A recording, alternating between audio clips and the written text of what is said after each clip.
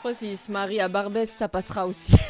Même nous, on a de l'endorphine rien qu'en les regardant. T'es infect, meuf, t'es infect. Là, on est vraiment sur Girouetteland, par contre. Mais où sont leurs parents à tous ces cassos? Mais t'essayes de te faire aimer de qui, là, en disant ça? Pourquoi tu mens? T'es trop content. Arrête de forcer. Bonjour à tous et bienvenue dans cette nouvelle vidéo. Je suis très heureuse de te retrouver pour toujours plus de croustilles.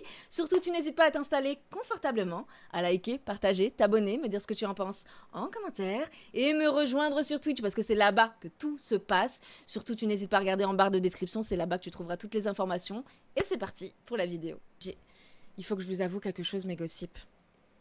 Je crois que je commence un peu à avoir de la sympathie pour Emine. Ouais, je sais, je pars en cacahuète totale là.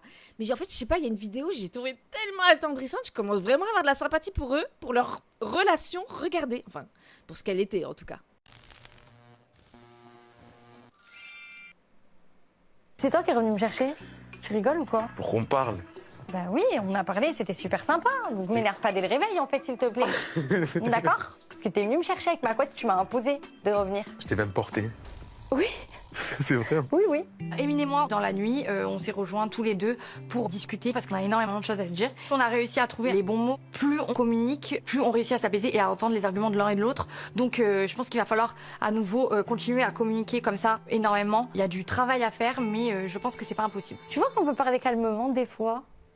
Tu préfères quand on parle calmement ou qu'on crie? Quand on parle calmement, mais qu'on crie un peu.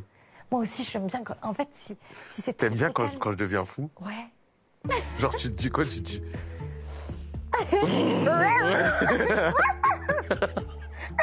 Non, mais je pense qu'on est d'accord pour se dire qu'il faut suivre une thérapie à la sortie, d'accord?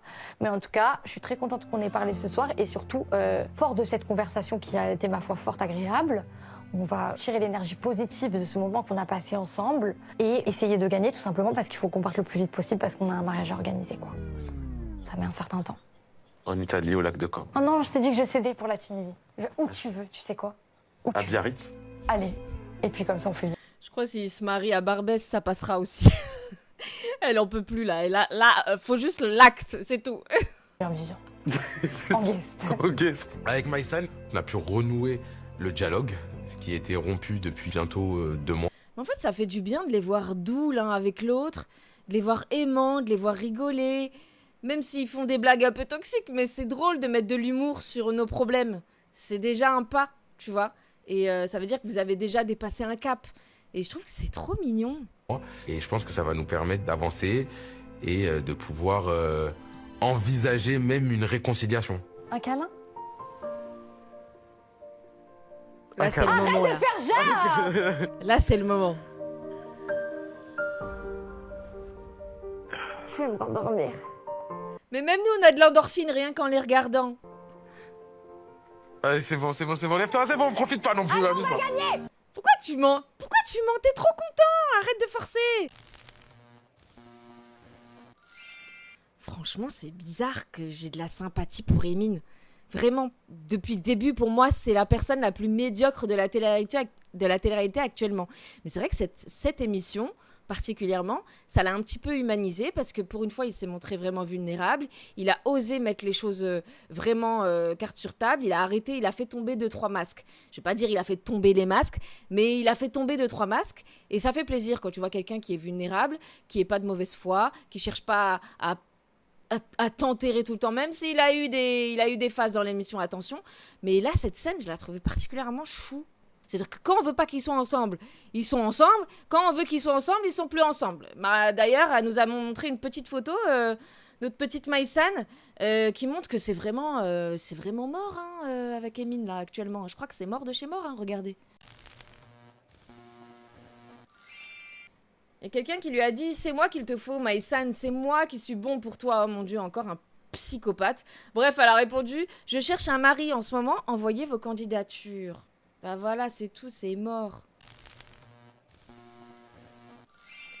Bon, je vais pas dire que je regrette qu'ils ne soient plus ensemble au vu de toutes les dingueries. Enfin, je pense que c'est mieux qu'ils soient plus ensemble en étant complètement honnête, dans le sens où aujourd'hui, il y a tellement de rancœur, il y a tellement de mal, il y a tellement eu de manque de respect. Enfin, reconstruire, rebâtir quelque chose de sain sur un passé aussi dingue, En plus de ça, dans un environnement, quand je parle d'environnement, je parle réseaux sociaux, monde de télé-réalité, candidats de télé-réalité, un environnement comme le leur qui est tout sauf sain également.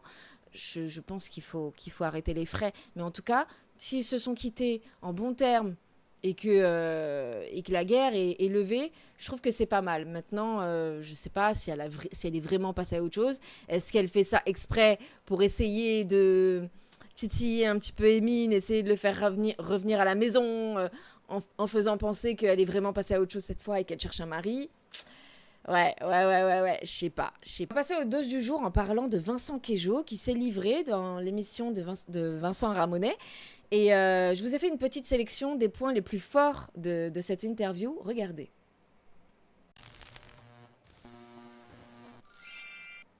C'est vrai que du coup, moi, en sortant de la villa, j'avais fait un live avec Bastos et notamment j'avais dit que je te détestais, que j'avais genre vraiment, tu m'avais. Un bon nombre de gens sur les réseaux. Ouais, j'avais dit que tu m'avais harcelé, juste pour remettre aussi du contexte. Ok. Je pense. Là, on est vraiment sur Girouetteland, par contre.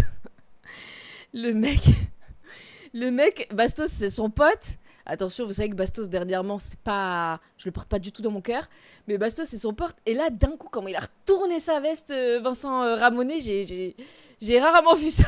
Que le mot harcèlement, c'était pas exactement ce qui s'est passé, tu vois, parce qu'en aucun cas tu m'avais. Tu le dis en tout cas, c'est cool. Non, mais parce que c'est vrai, moi c'est vrai que j'étais un peu vénère, tu vois, quand je suis sorti de la villa, j'avais passé un mauvais tournage. Je suis pas là pour mettre les gens de côté et je peux comprendre que je sois particulier. Ça, ok, ça, y a aucun problème. Ouais. Mais en tournage, je suis pas pour mettre de côté. Pas désolé si je t'ai fait ressentir en tout cas quelque chose de mal ou quoi. Moi, c'était pas. Non, mais de toute façon, j'ai envie de te dire, c'était là, c'est que c'est passé. Ouais, non, mais je t'ai dit parce que quand je t'ai contacté, tu m'as dit oui, mais je crois que tu m'aimes pas et tout. Et j'ai dit, en fait, c'est vrai que quand je suis sorti, j'étais en pétard. Mais j'étais en pétard. Est-ce que t'avais pas de la frustration? Il fallait trouver un peu un coupable. J'étais carrément frustré. Pourquoi? Non, ouais, j'avais pas compris.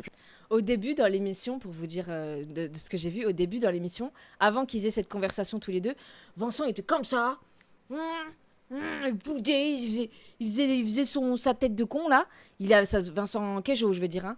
Et on voit que le gars, après, il s'est détendu quand ils ont réglé leurs histoires, tu vois. Ça se voit qu'en vrai, ça lui a fait plaisir qu'ils se disent les choses, quoi. Et que l'autre, surtout, il s'excuse un petit peu, quoi. Et forcément, t'en as parlé à Bastos. Bastos, il s'est dit, ouais, c'est du pain béni. Donc forcément, il l'a grossi. Mais plat. Et moi, dans ma tête à ce moment-là, juste j'accepte la situation. Ça me fait chier, mais je l'accepte. Okay. Je suis en mode, j'accepte. Et c'est en sortant, quand je te dis, je m'en suis rendu compte après, je me suis dit, en vrai, non, déjà j'avais le seum, parce que je me suis dit, ça m'a un peu flingué ma saison aussi. Et d'un autre côté, j'étais en mode, mais attends, peut-être que ce que j'ai vécu, c'est pas si ok que ça. Mais en même temps, j'en avais aussi parlé avec Bastos, qui m'a un peu dit, non mais mec, attends, mais c'est une dinguerie. Non mais tu vois ce truc. Comment il balance son pote? Genre, pourquoi tu parles pas de ce que tu ressens toi et du fait que toi t'es changé d'avis? Là, comment il balance son pote? Mais au secours, je vous dis, la télé-réalité, au secours les amis de la télé-réalité, hein, c'est... Waouh! Et moi je suis un peu, sur le coup, je suis tellement un peu, je sais pas quoi penser de cette situation, que genre j'ai moi à l'intérieur où je me dis, bon bah c'est comme ça, c'est la vie, pas grave, et en même temps, on me monte un peu le truc et je suis en mode... Vincent Queijo, quelle aubaine, on va lui tirer dessus, c'est facile, c'est Queijo. Ouais, mais après... Bah oui, c'est facile, c'est Queijo. Alors... Moi, je pense qu'on peut tous changer d'avis sur n'importe qui. Il y a 2 minutes, on parlait de Mimine. On a tous un peu changé d'avis dans le chat concernant Mimine actuellement sur leur relation. Je pense qu'on peut tous changer d'avis. Il n'y a que les cons qui ne changent pas d'avis, comme on dit. Maintenant, la façon dont il le fait, Vincent Ramonet, je trouve que c'est ultra lâche. Genre... Autant Bastos, actuellement, au secours, je peux plus me le voir. C'est vraiment, je regarde même plus ses lives, j'écoute même plus ce qu'il fait, je le cala même plus tellement je peux plus me le voir. Mais là, je trouve que c'est d'un point de vue valeur amicale, c'est très limite la façon dont il gère le truc. Et franchement, je pense qu'il aurait pu faire ça mieux parce qu'il passe vraiment comme pour un gros lâche, un mec qui se fait influencer bêtement. Et tout ça, de toute façon, c'est la faute de Bastos. C'est Bastos qui m'a influencé, c'est Bastos qui m'a mis des trucs dans la tête, c'est Bastos qui a grossi le truc, c'est Bastos. Chérie, t'étais là, ok? Même quand Bastos il était pas là, t'as fait des lives avec Colette et je sais plus comment il s'appelle son mec, à Colette.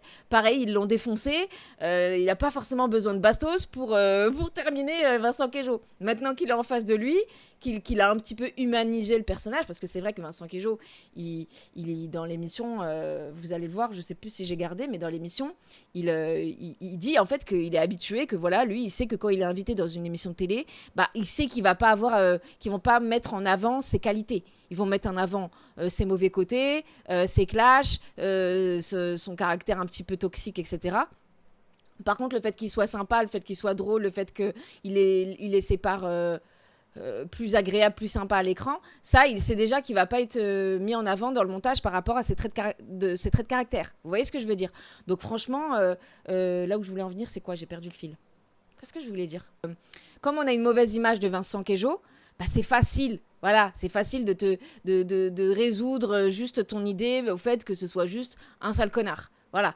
Mais moi, vous savez ce que je pense de l'humain. Je pense que l'humain est capable du pire comme du meilleur. Effectivement, à la télé, les Vincent Queijo, Sarah Frézou et compagnie, ils nous ont montré que le pire. Mais c'est aussi des gens qui ont probablement des bons côtés aussi.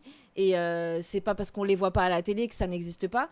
Et je trouve que qu'il a porté lourd sur ses épaules quand même, Vincent Queijo, parce qu'au final, il sait que tout le monde va partir du point de vue évident que c'est forcément un connard sur pattes.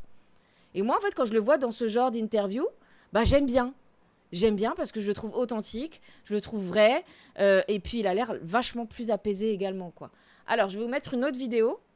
Et je crois que là, il y a pas longtemps, j'ai entendu dire que AD, il m'aimait pas parce que sur la villa, apparemment, j'ai eu un mauvais comportement. Un peu ce que toi aussi tu pouvais dire. Il me semble, c'était notre saison. Non, Je précise quand même que dans cette interview, Vincent Ramonet a sorti tous les doses de tous les gens qui ont eu un problème avec lui à un moment donné ou un autre. Du coup, quand tu regardes l'interview, t'as vraiment l'impression que le gars, en fait, il est détesté de tout le monde, que, voilà, je dis pas que le gars, il est pas détesté de tout le monde, c'est vrai qu'il a quand même beaucoup d'ennemis, et que c'est beaucoup par rapport à une personne normale, voilà. Mais on sait que quand Queijo, il est dans ses mauvais jours, quand il est dans ses mauvais moments, etc., ça peut être un vrai enfoiré, on le sait. Mais j'aime bien l'évolution. il a dit que j'étais dans les personnes qui détestaient le plus avec Antoine Goretti. Tu vois, moi, quand on me dit, ouais, bah t'as vu, il y a Adé Laurent, il a dit qu'il te détestait. Je dis, ok, c'est pas grave. Tu vois, genre, il dit ça, mais 2 semaines avant, on se croise en face du Cova, on se check. Ok, on se parle pas, mais on se check. Ouais. Moi, quelqu'un que je déteste, je vais pas le checker, par exemple. Ouais. Mais en tout cas, c'est respectueux de sa part.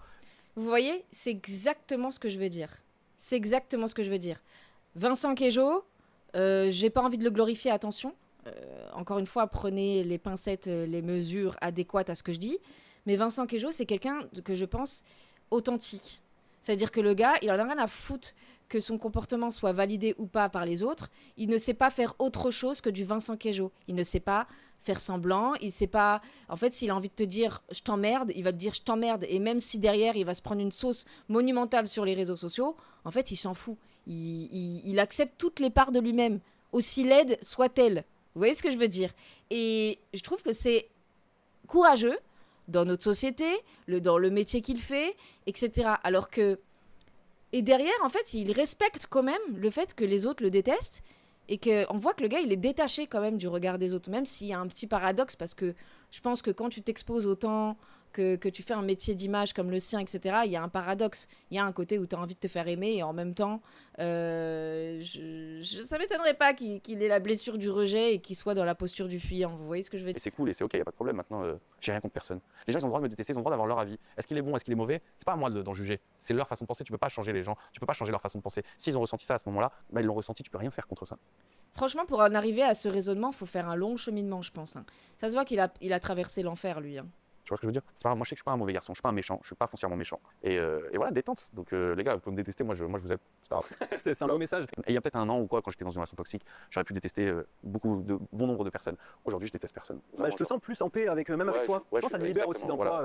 C'est le résultat d'un cœur en paix. Hein. Quand tu détestes tout le monde, bah, en général, c'est qu'à l'intérieur de toi, tu kiffes pas trop la personne que tu es, la personne que tu renvoies, etc. Donc tu mets la faute sur le monde extérieur et tu détestes tout le monde parce que tout le monde, c'est le problème à ta douleur.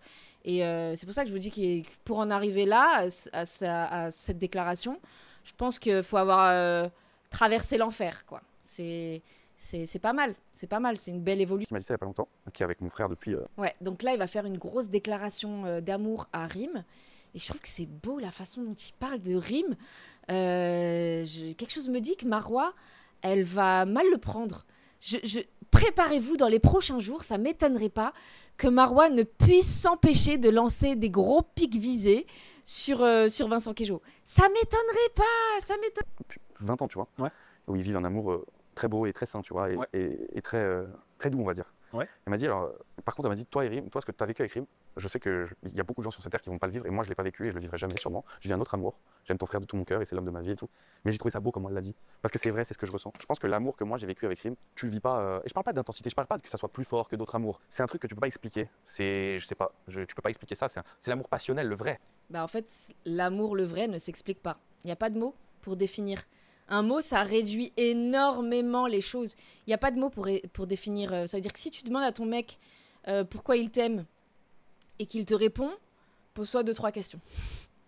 Il va peut-être donner des trucs, des petits traits de caractère, etc. en plus. Mais si derrière il te dit, j'arrive pas à expliquer, je sais pas, ça se ressent, il n'y a pas de mots, bah ça c'est de l'amour, le vrai, c'est pas de l'amour passionnel. Je pense pas qu'il se trompe dans les mots, je pense pas que c'est de l'amour passionnel, parce que l'amour passionnel c'est toxique par définition. Par contre, c'est peut-être de l'amour fusionnel, oui. Fusionnel, oui. Il y avait une vraie connexion entre les deux. Le vrai, pas le toxique, le vrai passionnel. Et c'est quelque chose que je pense que tu vis qu'une seule fois dans ta vie. En fait, la veille, on avait triché. Les filles étaient d'un côté, la veille du J1. Je me fais engueuler de dire tout ça, mais c'est pas grave, je me fiche. Non. La veille du J1, on n'est pas droit au téléphone, tu sais, avant le premier jour de tournage.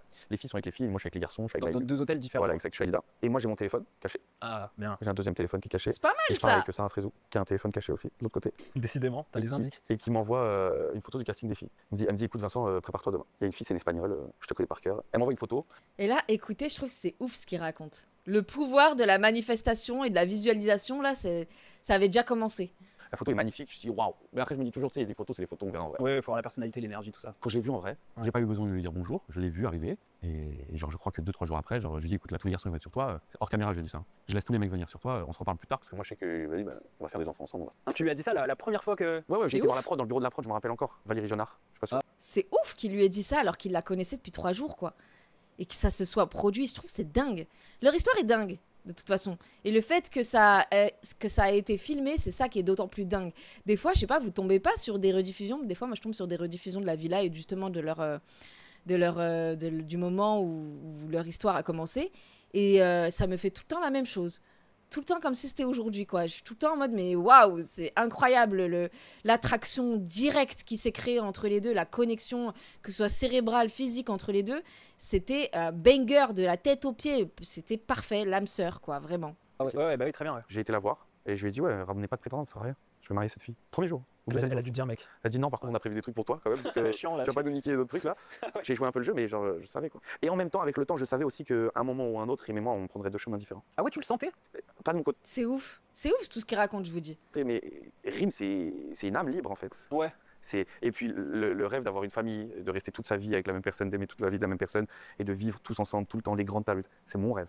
Ouais. C'était mon rêve, pas le sien. J'imagine qu'elle l'a aimé, tu vois, mais en vrai de vrai, on a vécu une super histoire aujourd'hui. Il y a eu beaucoup de guerres derrière après la séparation, mais ça, j'ai fait table rase. Je pense que Rim, il a raison quand il dit que Rim, c'est une âme libre et qu'elle se voit pas dans une configuration familiale classique. Par contre, je pense que tu peux être deux âmes libres avec une configuration familiale. Donc peut-être qu'il dit ça pour se rassurer, mais en réalité, je pense que si ça n'a pas marché entre Rim et lui, c'est surtout parce que le mec, il était en dépression, qu'il faisait rien de sa vie, qu'il lui apportait plus ni cette liberté. En fait, finalement, tu te sens enfermé avec un mec qui est lui-même enfermé dans ses douleurs mentales et dans sa maladie mentale, parce qu'il était en dépression, quoi. Vous voyez ce que je veux dire? Je pense que c'est ça qui fait que ça a coulé entre les deux, et c'est dommage. Et je comprends que ce soit dur à admettre.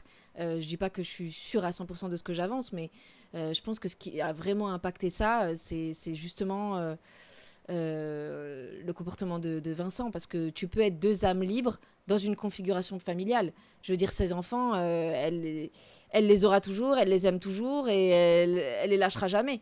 Et elle peut très bien rester avec le même mec, mais dans un schéma familial différent, où justement il voyage beaucoup, ou peut-être même il se permet d'aller voir ailleurs, ou il y a plein de configurations familiales différentes. C'est juste que lui, ce qu'il veut, c'est le truc classique, métro, boulot, dodo. Le soir, je retrouve ma femme, on regarde un film, et après, le lendemain, tu recommences. Tu vois ce que je veux dire? Et là, ouais, tu m'étonnes qu'après, ils soient en dépression, le mec. Non, c'est peut-être qu'il croit que c'est son rêve, mais peut-être que son rêve, c'est pas ce qui le rend heureux non plus. Ouais. J'ai complètement mis de côté et aujourd'hui, c'est plus mon ex, mon Rim aujourd'hui, c'est la mère de mes enfants en fait, tu vois. Tu crois à un amour, genre entre guillemets, un peu éternel ou truc de potentiellement pourrait vous retrouver? Non. Tu penses que vous vous retrouverez pas? Non, je suis sûr. Est-ce que c'est dur quand tes enfants te disent ça? Bah, il y a pas longtemps dans la cuisine, je me rappelle, Maria Valentina m'a dit Papa, j'aimerais beaucoup que toi et maman, vous soyez à nouveau amoureux, pour comme C'est ça on vit ouf. tous ensemble. Et moi, je pleure pas devant mes enfants. Et là, j'ai pleuré avec ma tête au-dessus de son épaule parce que c'est la première fois dans mon rôle de père que je pouvais rien faire pour ma fille. Je peux tout faire pour ma fille. Elle me demande n'importe quoi, je peux lui dire, écoute, c'est possible, si à l'école. J'aimerais trop aller en vacances là-bas. Ok, papa, il va tout faire pour qu'on aille en vacances là-bas, mais pas maintenant. Il faut du temps. Je veux manger si je veux. Je peux tout faire, tout de A à Z. Mais ça, tu peux rien faire. Donc, c'est dur de se dire, là, tu peux rien faire. Limite. C'est fini? Ah, bah c'est fini. Franchement, cette interview, je trouve que c'était un banger. Je trouve que c'est bien. J'aime bien le voir dans ce format. J'aime bien voir son évolution. J'aime bien le voir en paix. J'aime bien le voir rempli d'amour pour tout le monde. Et quand il n'a pas d'amour à donner, en fait, il dit rien. Tu vois? Parce que finalement, en vrai, dans cette interview, il n'a pas trop parlé de Marwa. Tu vois? Il n'a pas de rancœur, de haine envers elle. En fait, c'est une ex. Il l'aimait au moment T. Aujourd'hui, il est passé à autre chose. Il a parlé vite fait de Marwa, vraiment. En tout cas, ça avait pas du tout le même poids que ce qu'il est en train de raconter là sur Rim, quoi. Maintenant, le but, c'est pas non forcément de les comparer, même si ça a toujours existé, cette comparaison entre les deux, et qu'on sait que Marwa elle-même va se comparer par rapport à ce qu'il dit dans cette interview. Mais honnêtement, je trouve que c'est bien de le voir comme ça. Je trouve qu'il est touchant. Je trouve que quand il parle de ses enfants, c'est beau. Quand il parle de Rim, c'est beau. Quand il parle de ses valeurs, c'est beau. Quand la façon dont il répond aux gens qui le détestent, c'est beau. Alors, deux possibilités encore une fois. Il y a toujours des pincettes à prendre avec Vincent Queijo parce qu'on sait que c'est un mec qui est ultra manipulateur et ça peut être complètement fake. Je veux dire, dans une interview, c'est plus difficile de manipuler les images d'une interview de A à Z que de manipuler ton comportement quand tu es dans une télé-réalité et que tu oublies les caméras et que au bout d'un moment, tu es immergé, tu oublies les caméras et tu peux pas t'empêcher d'être toi-même à 100%. Il avait dit la même chose à Gaël Garcia Diaz et Sarah Lopez, je vais te marier et te faire un enfant. Pas mal. Pas mal, Bohème, c'est vrai en plus. Même Amadi, il avait dit. Prochaine vidéo, alors là, on est vraiment sur la vidéo la plus choquante que j'ai vue cette semaine. Et ça parle pas de télé-réalité, mais j'étais obligée de vous en parler tellement ça m'a troué le fion. Et d'autant plus que ce soit une femme qui parle comme ça. J'étais choquée, regardez.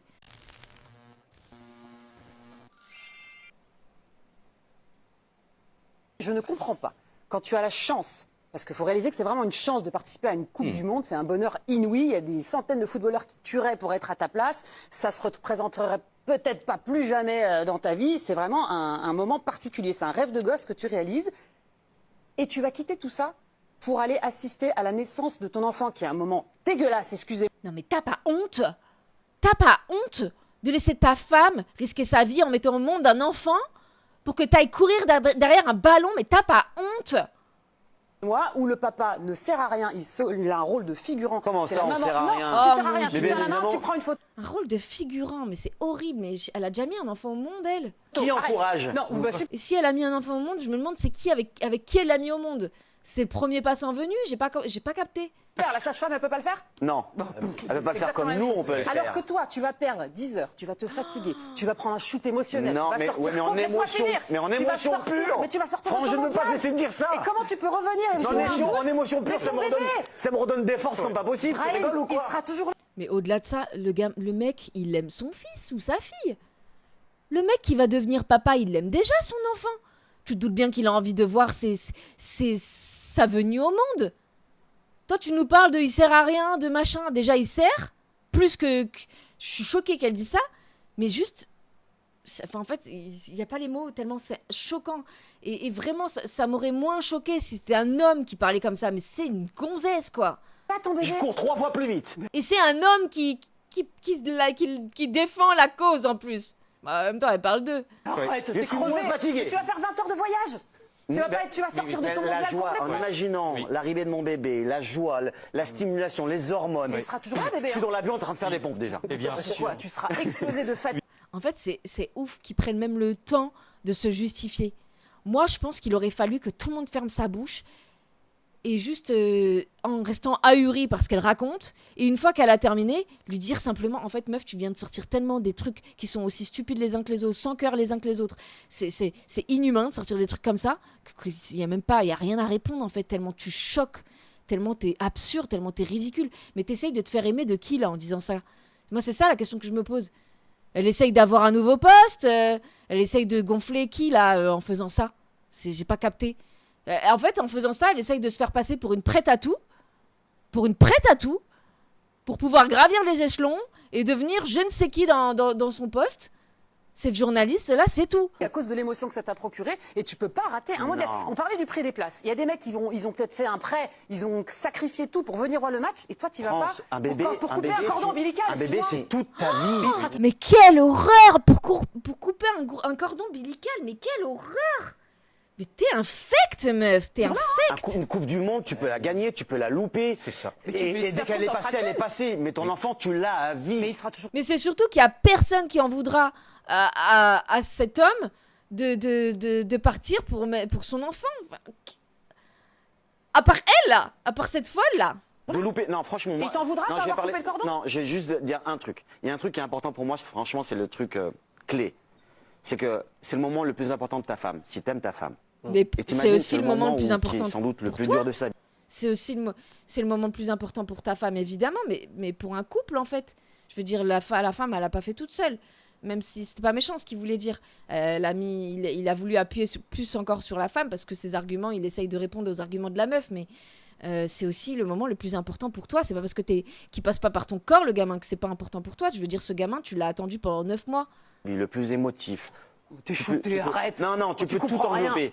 La seule personne qu'elle veut, c'est d'avoir son homme autour Mais d'elle. grave. Franchement, juste pour ça, je comprends tout. Le sport, pour moi, c'est toute ma vie. Mais juste ce moment-là, il est unique. Et en fait, si tu le loupes, tu Exactement. peux plus le rattraper. Voilà, tout simplement. Là, sa dernière phrase, c'est exactement ça. Ce moment-là est unique et si tu le loupes, tu peux plus le rattraper. Elle m'a rendue énervée. C'est la seconde fois que je vois cette vidéo, mais ça m'agace. Ouais. D'ailleurs, venez, on passe à autre chose parce que c'est tellement horrible. C'est plus possible, mais je suis pas sûre que la prochaine vidéo vous calme pour autant. Ça risque de vous énerver encore un petit peu. Regardez. Oh là là, vas-y. Imagine, t'as coffré toute ta vie pour une villa dans le sud, puis Nasdaq déménage à côté de chez toi. Et regarde ce que tu trouverais. Aujourd'hui, t'as déclaré une guerre. Le voisin. Mais qu'est-ce qui se passe? C'est mort, Ego. Il y a trop de choses qui nous Oh, mais c'est fini, arrêtez votre cinéma. Non. La vraie chaîne B, c'est la vraie chaîne B. Tu peux pas. Mais où sont leurs parents à tous ces cassos? Où sont leurs parents? Où sont les flics s'il n'y a pas de parents? Je sais pas. Mais c'est quoi ça? Il n'y a qu'en France que tu vois ça. Mais c'est quoi? Oh, vas-y, attends. S'il vous plaît. S'il vous plaît. Mais même lui, il est dépassé. Mais c'est qui a créé ça, MDR? Oh, les voisins, je vous en supplie.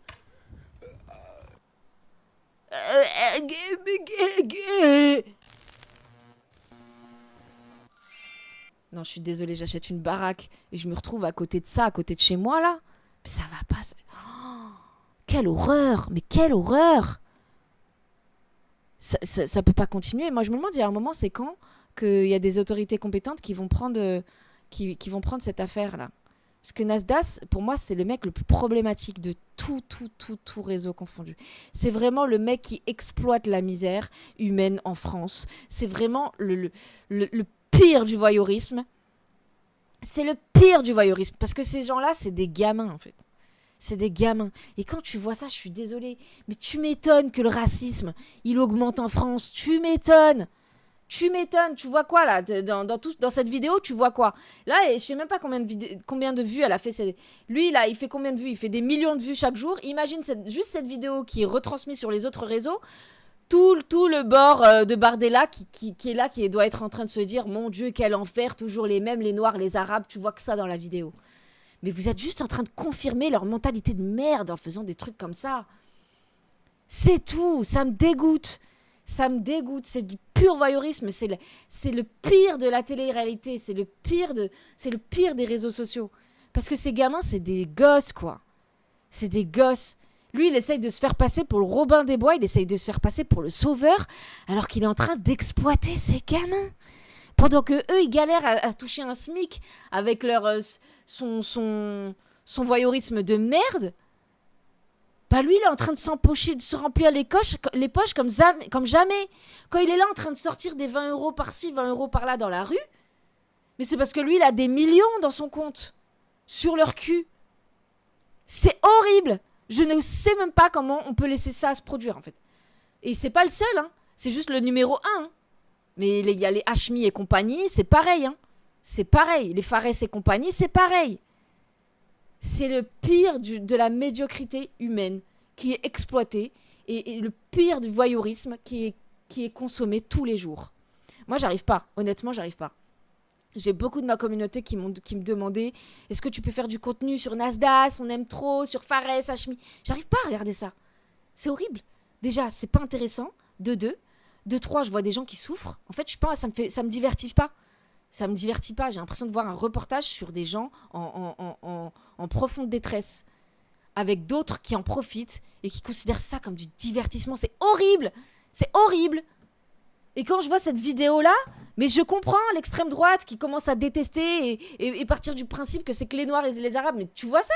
Ils sont sur leur voiture, ils sont sur les toits. C'est Projet X, le film Projet X dans un petit quartier dans le sud de la France où toi t'es là, t'as trimé toute ta vie pour payer ta baraque et tu te retrouves avec ces clochards à côté de chez toi, quoi.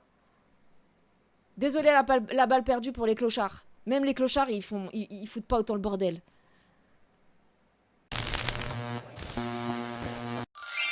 Et voilà, la vidéo est terminée. J'espère vraiment que ça t'aura plu. En tout cas, tu n'hésites pas à liker, partager, t'abonner, me dire ce que tu en penses en commentaire. Booster la vidéo et me rejoindre sur Twitch. Tu trouveras toutes les informations en barre de description.